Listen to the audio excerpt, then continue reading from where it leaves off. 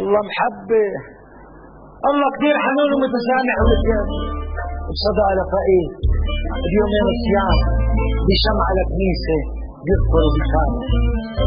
نحن المظلومين والمعسرين من يوم أبونا آدم لهلا عمره ما كانت مشكلتنا مع الله، مشكلتنا مع اللي بيعتبروا حالهم بعد الله.